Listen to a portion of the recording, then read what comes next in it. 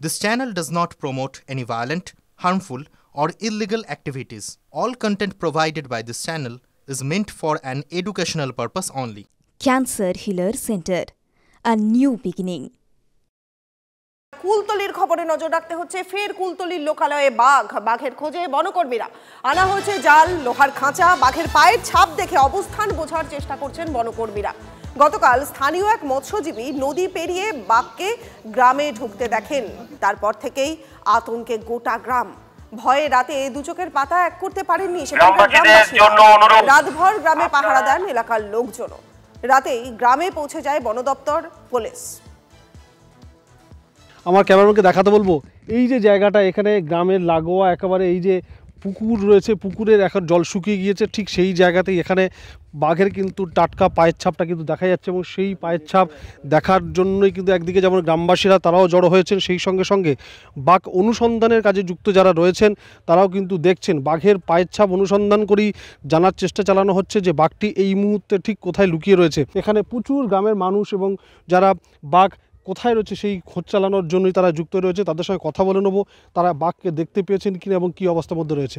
আপনারা কি বাঘ দেখতে পেয়েছেন এখনো পর্যন্ত? না, এখনো পর্যন্ত বাঘ আমরা দেখতে পাইনি, তবে টাটকা ছাপ দেখতে পেয়েছি আমরা। দেখার ফলে কালকে সন্ধ্যা 6টা থেকে সারা রাত জেগে আমরা বাঘটাকে মার্কিং করে জাল দিয়ে ঘিরে রাখা হয়েছিল। তারপর রাত্রে অপর সাইড থেকে খাল পেরিয়ে বার হয়ে চলে গেছে বাঘটা নদীর সাথে। কালকে একজন জাল ফেলছিল, জাল ফেলতে গিয়ে দেখে যে বাঘটা খেয়ে আসে, সে ভয়ে আতঙ্ক চলে গেছে। গেলে বাঘটা এবারে এদিকে এসে এই পুকুর পাড় থেকে খেয়ে এপারে চলে গেছে।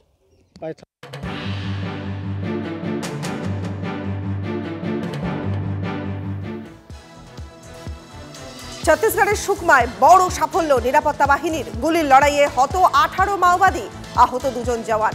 নিহত এক মাওবাদী কমান্ডার, যার মাথার দাম ছিল 25 লক্ষ টাকা। ঘটনাস্থল থেকে বাজেয়াপ্ত বিপুল পরিমাণে অস্ত্রশস্ত্র এবং বিস্ফোরকও। বাহিনীর প্রশংসা ছত্তিশগড়ের মুখ্যমন্ত্রী বিষ্ণুদেব সাঁইয়ের। রেশনে চাল গমের পরিবর্তে সরাসরি গ্রাহকদের অ্যাকাউন্টে, ব্যাংক অ্যাকাউন্টে নগদ দেওয়ার দিকে এগোচ্ছে কেন্দ্র। দিল্লিকে মডেল করে অন্যান্য রাজ্যগুলিতে চালু করাই কেন্দ্র সরকারের লক্ষ্য। প্রতিবাদে কেন্দ্রের বিরুদ্ধে আন্দোলনের প্রস্তুতি ডিলারদের।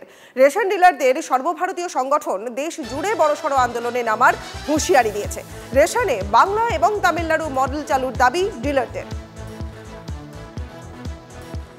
বারাণসীতে নবরাত্রির দিনগুলোয় মাছ মাংস বিক্রিতে নিষেধাজ্ঞা জারি। নবরাত্রির প্রথম দিন ঈদ পড়ার সম্ভাবনা, আমিষহীন ঈদের আশঙ্কায় সংখ্যালঘুরা।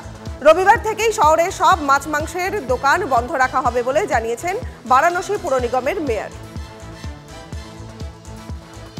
বিপদের দিনে মায়ানমারের পাশে ভারত। ভূমিকম্প বিধ্বস্ত অঞ্চলে শুরু হয়েছে অপারেশন ব্রহ্ম।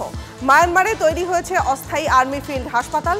118 জন মেডিকেল আধিকারিক কর্মীদের পাঠানো হয়েছে শুশ্রূষার জন্য। জাহাজে করে ত্রাণ সামগ্রী পাঠানো হচ্ছে। আরও 2টি জাহাজ পাঠানো হবে। প্রথম জাহাজে 10 টন ত্রাণ সামগ্রী রয়েছে, দ্বিতীয় জাহাজে 30 টন ত্রাণ।